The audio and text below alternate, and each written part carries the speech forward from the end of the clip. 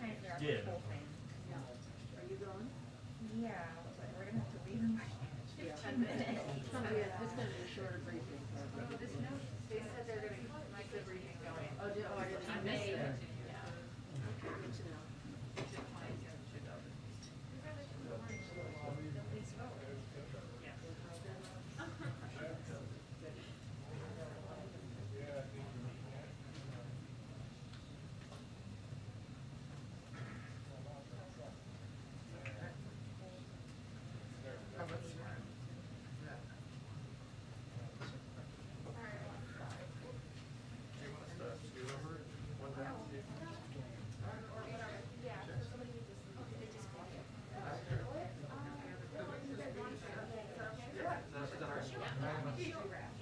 And then she'll say the full.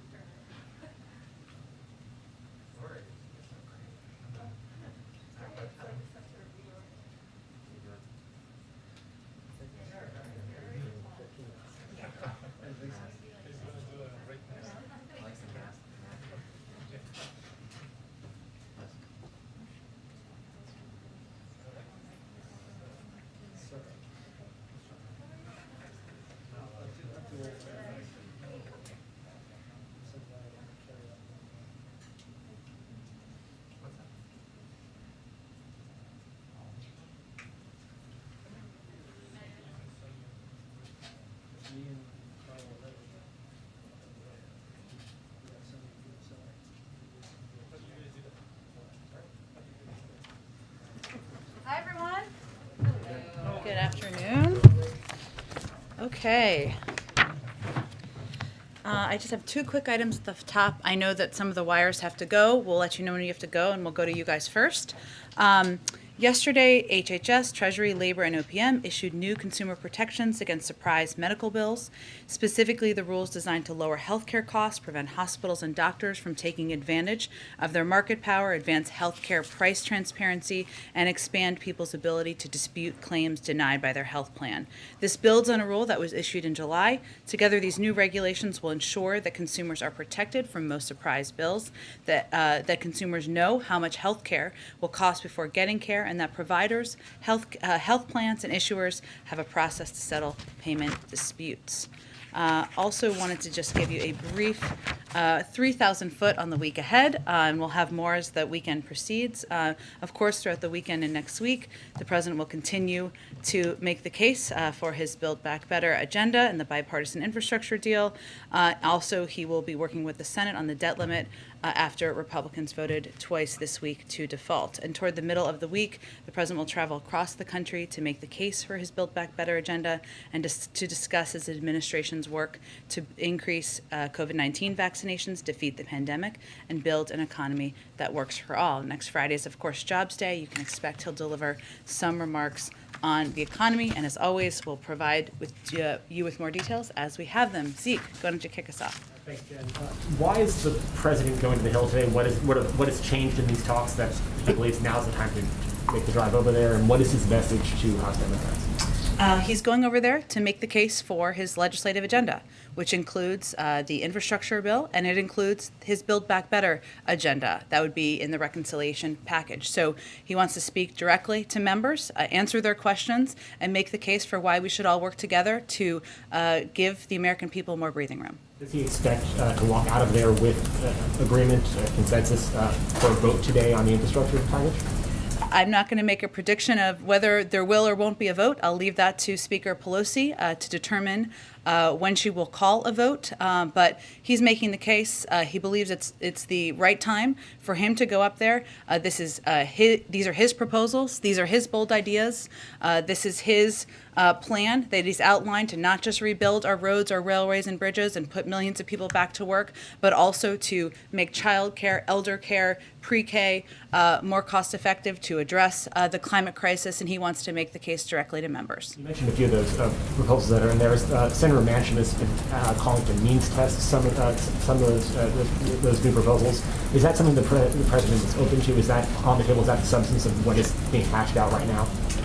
I wouldn't say that's the substance of what's being hashed out right now. There's a lot of topics that are being discussed right now between a range of members, including Senator Manchin.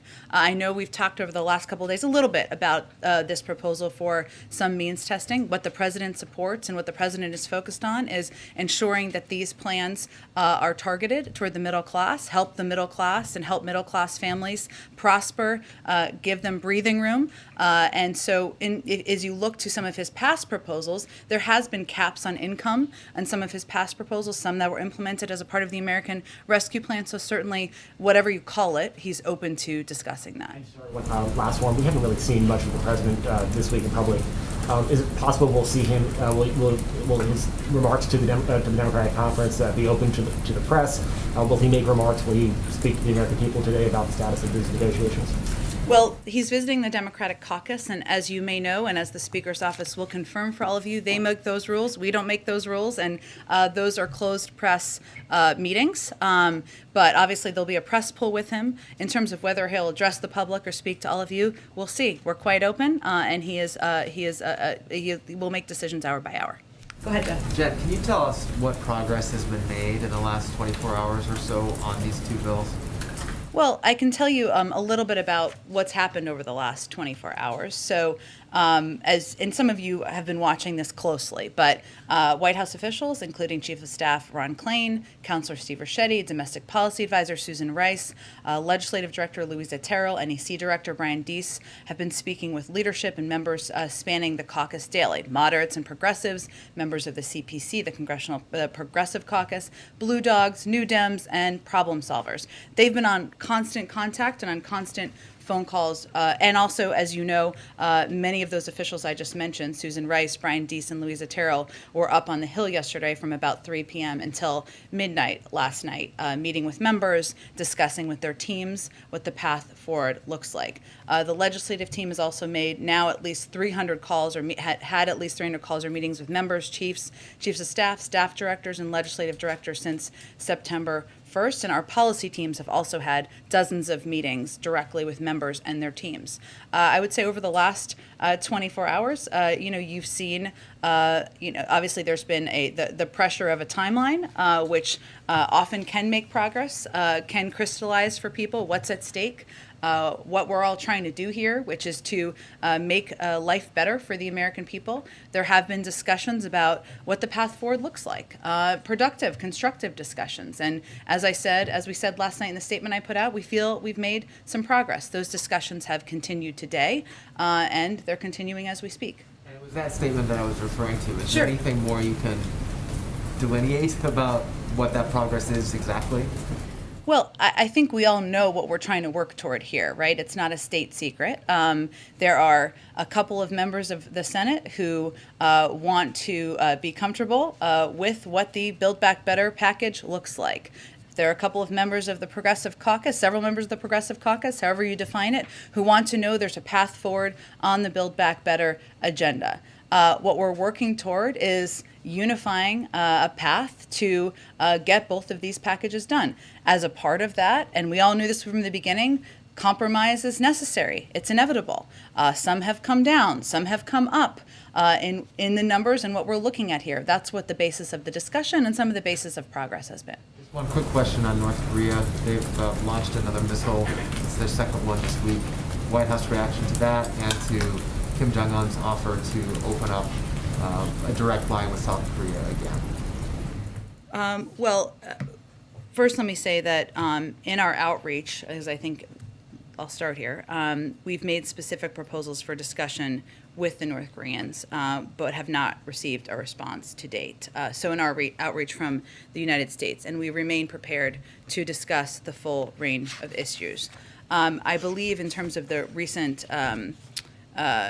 incidents, missile launches you referred to. We're of course aware of these reports. We're assessing the specific nature of these launch events. I think we've put out statements from the Department of Defense and others in response to them in terms of potential discussions between the North Koreans and the South Koreans.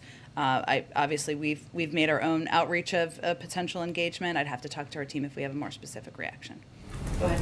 Oh, I promised I'd go to the wire, so go ahead. Okay, progressives have say they want a Senate vote on the reconciliation before they vote for the infrastructure package, and since that's not happening today, what sort of assurances can you offer progressives?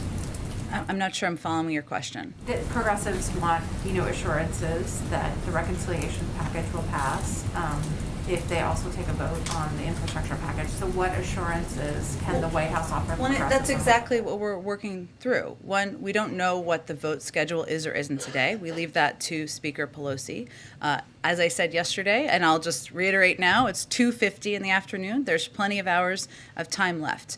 It is not a secret. We know exactly what we're trying to accomplish here. Exactly as you've stated is something I've stated many times from this podium. There is a desire and an interest from some members of the Democratic caucus to understand what the path forward looks like on the Build Back Better agenda.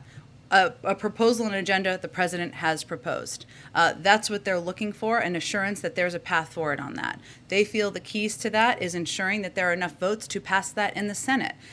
With the support of Senator Manchin and Senator Sinema. That's why the president has been so focused on working with them and having discussions with them about finding a path forward. If there was a deal, you all would know there was a deal. But that's exactly what we've been working toward and working through over the past several days. Go ahead, Kelly. Is this a trust exercise today where the president is going to try to get progressives to trust that perhaps something like a framework short of a full vote should be acceptable? The president is not going there to litigate the legislative path forward. He's going there to make the case for how these two packages can help the American people. He'll, of course, answer questions, and I'm sure that will be a part of the important engagement he has while he's on the Hill.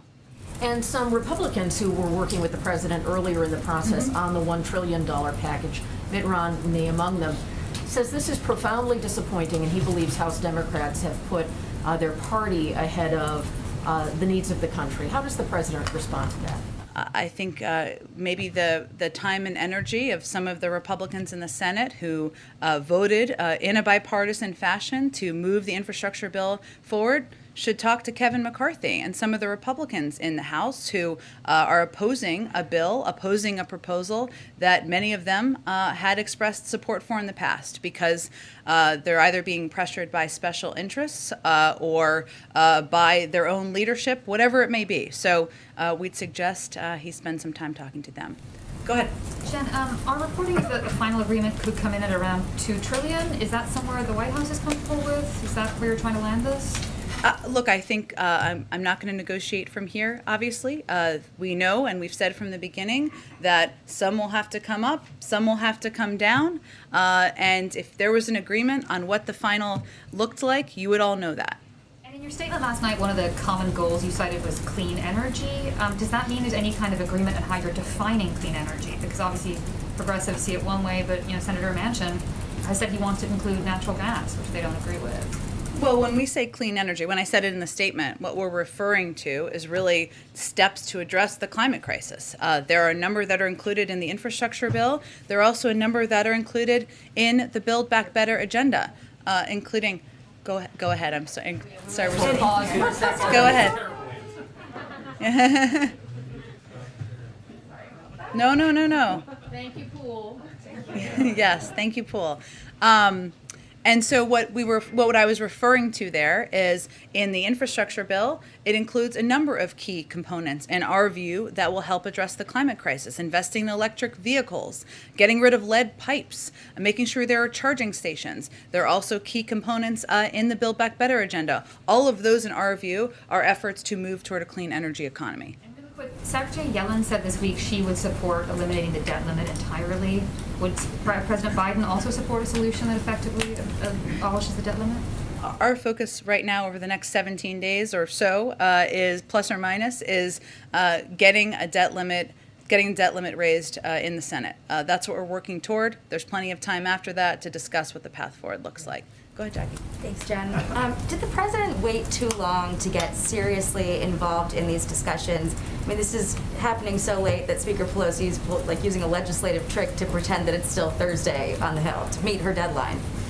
Well, Jackie, I would say anyone who's ever been through a legislative fight before or covered it on the Hill knows that the negotiations and the deal making always happens at the end. It doesn't matter how the process works or how many weeks there are, it always happens at the end. We're clearly at the late stages of the process here. This is exactly the moment where people put their bottom lines down, they put their best ideas forward, and there's heavy negotiating. And that's exactly what's happening. And that's why timelines can help make progress. And then there are 3,700 Department of Transportation employees who are furloughed right now because progressives have so far declined to support this bipartisan bill that would renew their baseline funding, setting aside that there is discussion going on for a short-term fix that's possible.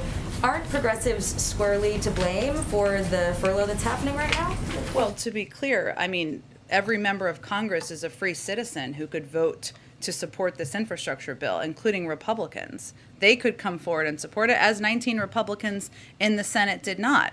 Instead, they've chosen to be influenced by whether it's pharmaceutical companies or other special interests, or just to be strong-armed by their leadership, not to support legislation that many, including members of the Problem Solvers Caucus, suggested they may. So it just requires a majority to support legislation in Congress, and we haven't seen any real courage from the Republican side in the House. In the messaging to progressives about the value of this package, is there any discussion conveying from the White House that if this package is around $2 trillion, that the value of it, the investment of it, is actually higher because of some of the math that can be done? Is that kind of an argument that the White House is making to try to sell this to progressives?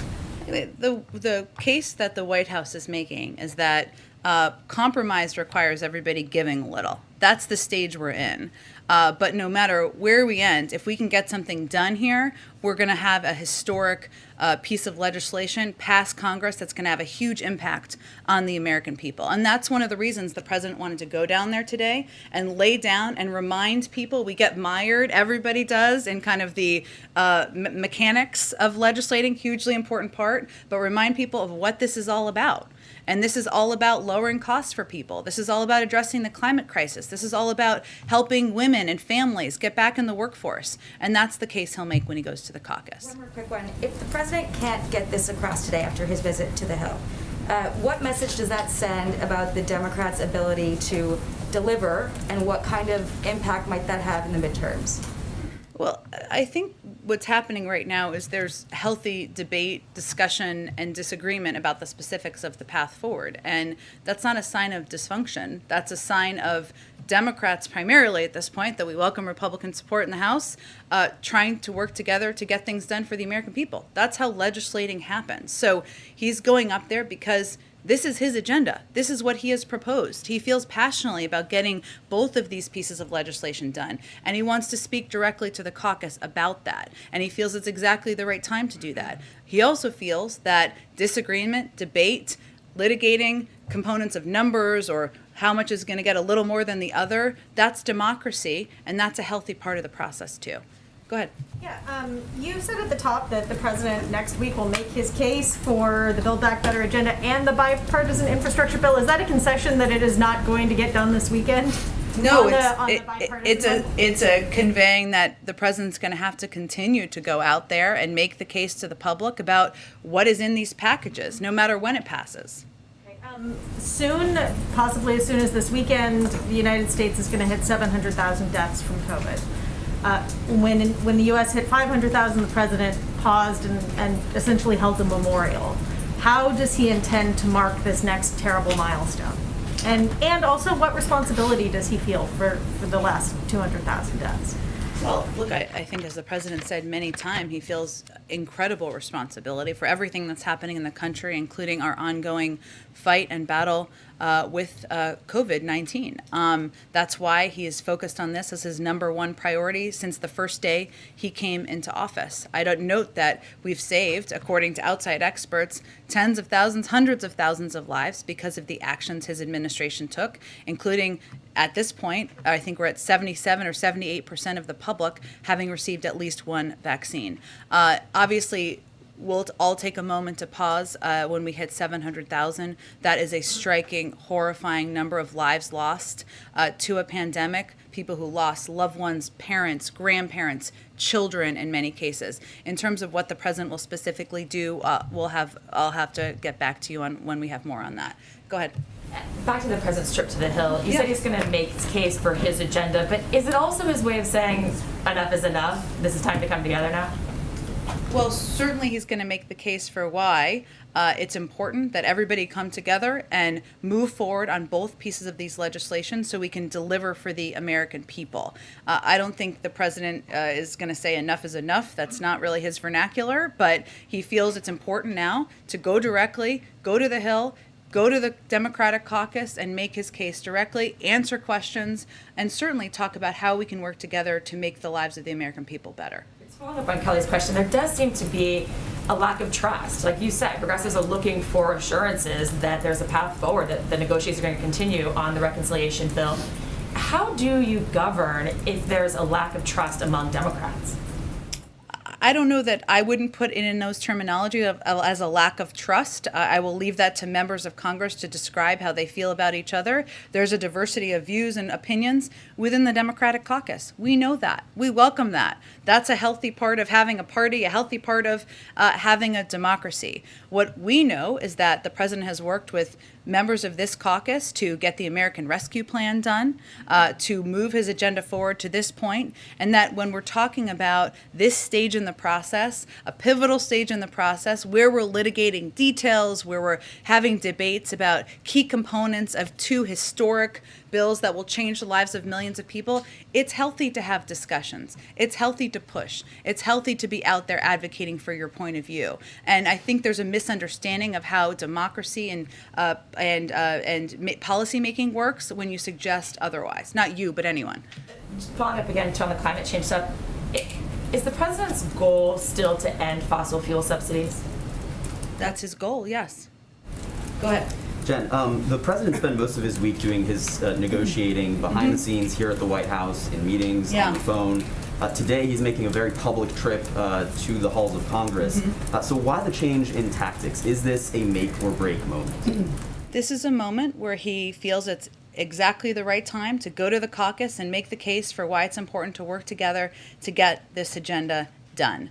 He wants to go back to the substance and talk about how the components of each of these packages will make a difference in people's lives. And he wants to have an engagement and a back and forth in person, which, as you can all note, he's had a lot of people here come to the White House. He loves that in-person engagement, and it's an opportunity to do exactly that. When there will be a vote, when there will be a deal, there's a lot of work going on behind the scenes about that. This is just his own effort to make his case directly to the caucus. Is he trying to send a message by literally meeting members physically where they are? And what message would that be?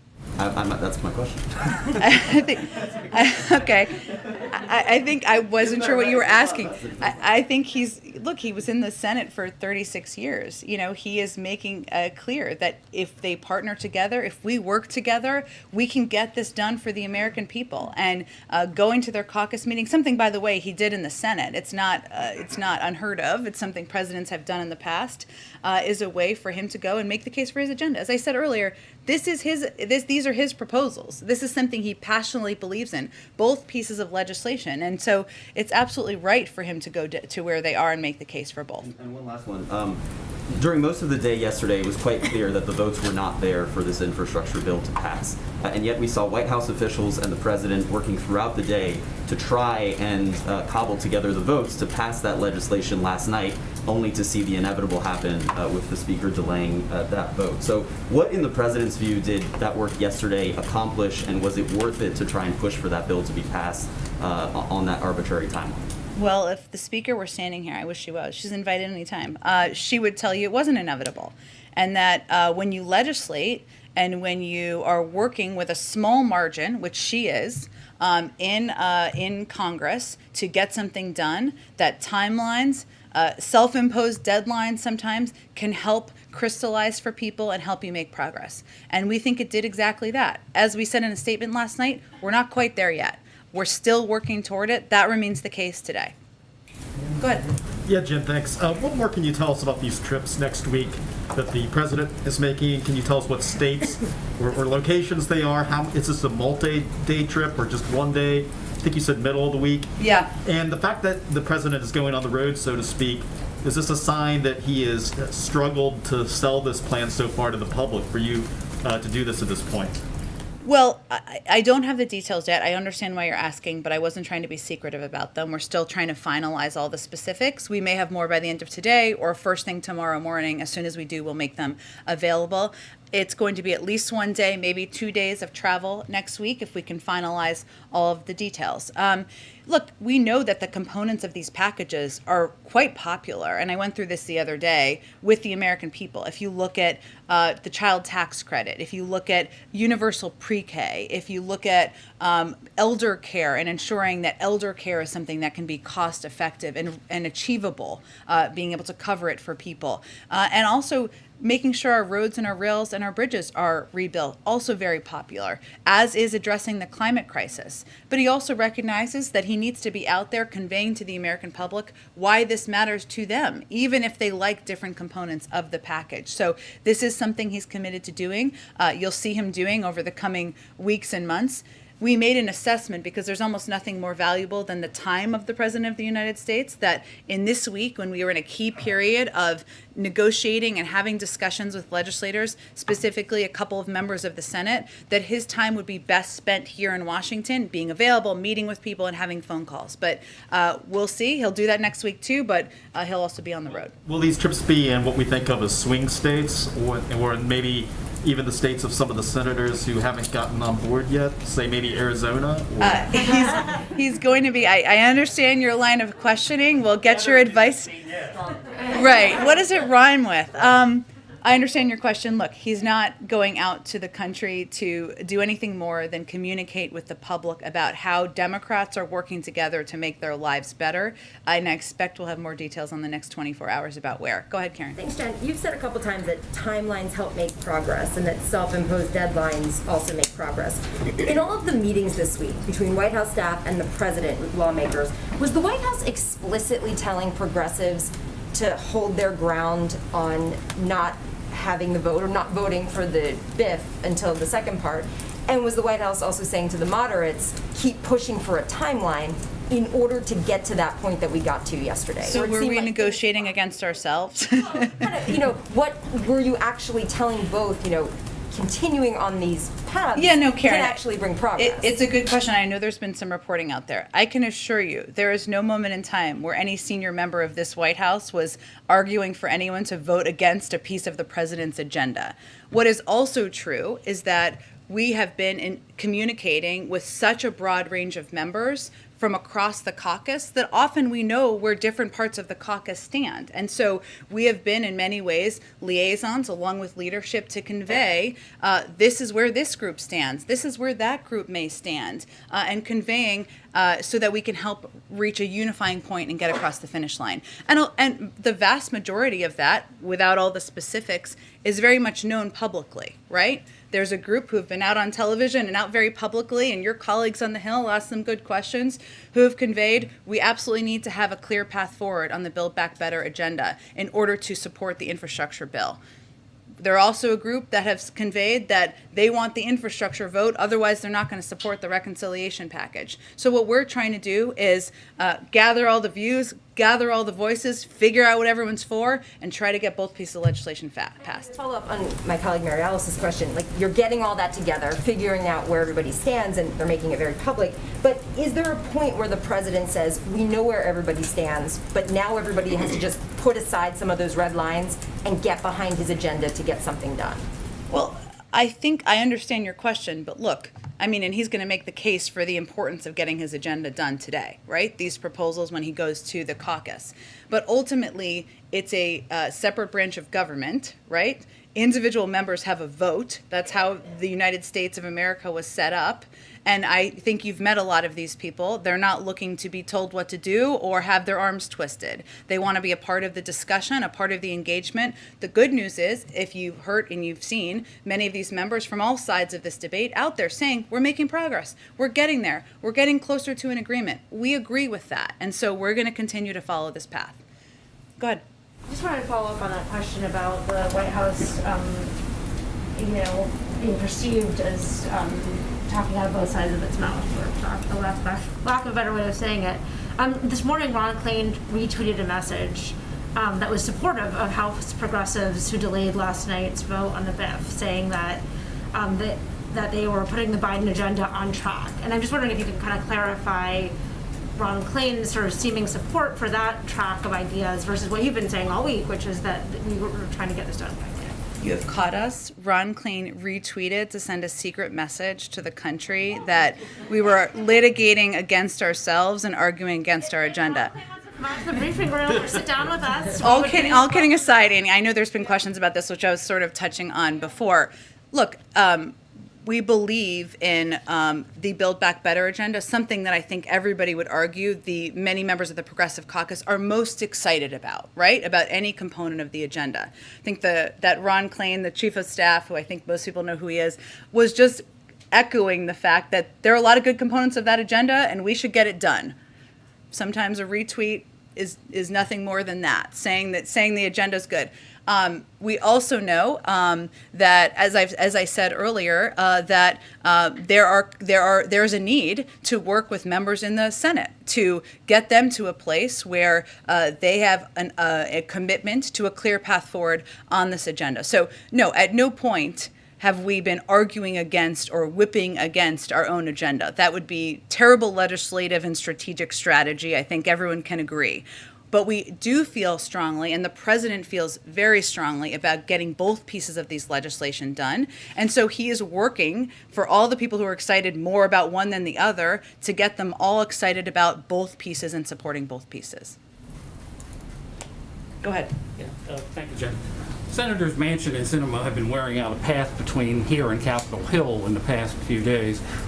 Yesterday, at least, Senator Manchin was forthright with reporters in saying that his top line is $1.5 trillion, which may have some impact on the breadth and length of the reconciliation bill. Does the president have any idea what Senator Sinema wants out of this? We'll let Senator Sinema speak for herself. But does he have an idea of what she We'll wants? let Senator speak for what she wants. Go ahead. Thanks. You just said no matter where we end, if we can get something done here, we're going to have a historic piece of legislation. Are you slightly moving the goalposts there and maybe cushioning for the result being something that previously would have been thought as a disappointment, but now it's just historic anyway?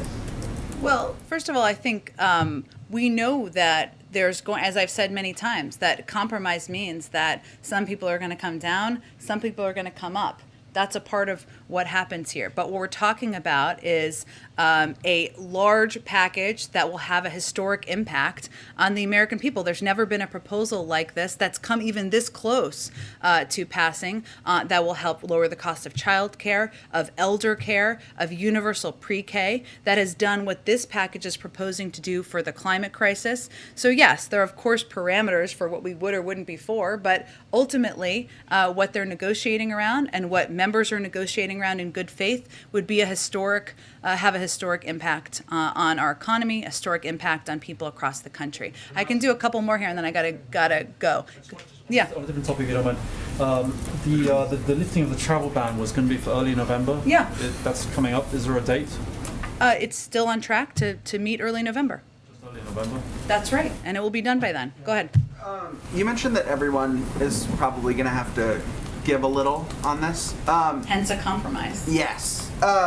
Does the president have any specific policy red lines on the reconciliation bill that you could kind of lay out? I know you've done that before on previous legislation. he understands that he may not get absolutely everything he wants in this package, and others may not get absolutely everything they want in this package. But I'm not going to outline it further from here. I know we've done that in the past, but at this moment in the discussions, I'm not going to do that from here. Of the policy, you can say he's not letting anyone touch this. It's all important to him, but I'm not going to outline further detail from here at this point in the discussions. Go ahead. The New York Times ran a great story that a number of Republican senators are breaking with McConnell to sign onto the infrastructure bill. If that's so, are there similar cases with Republican House reps too? And is that one way that is Pelosi counting on their votes to offset progressives? So 19 senators did vote for the infrastructure bill and did support a bipartisan infrastructure path forward. There have been Republicans in the House who have expressed support for, interest in some components of this infrastructure bill in the past too, but Kevin McCarthy has been whipping against it. It's a good question for him as to why and why these members oppose it, but I think Speaker Pelosi isn't betting on Kevin McCarthy's caucus at this point in time. Lastly, I spoke with a few organizations that are helping migrants from Haiti, and a couple of concerns that they had were getting in complaints, accusations of human rights violations at the border, including people being refused medical attention. Another issue that was coming in was that there were many people deported that didn't have proper documentation, that were non-Haitians that were sent to Haiti, and so they're kind of dealing with that on the ground. Have you all heard any of those complaints or information?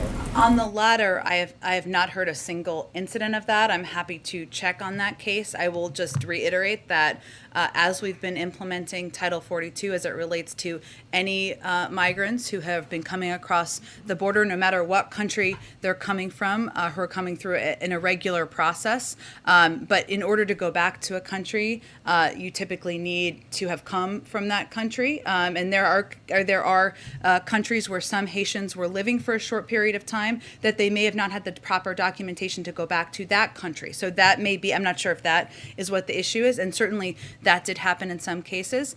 As it relates to medical care, that is something that we surged, and I think you're talking about from a couple weeks ago in Del Rio. There's no longer people under the bridge in Del Rio, but from a couple of weeks ago, we surged a range of resources, including food, medical care, and assistance to make sure that people were getting exactly what they needed. I'd also note that an immediate medical issue is also an exemption for Title 42 and something that we would work to take care of immediately. All right, guys, thank you so much. More will be here. Thank you, everyone.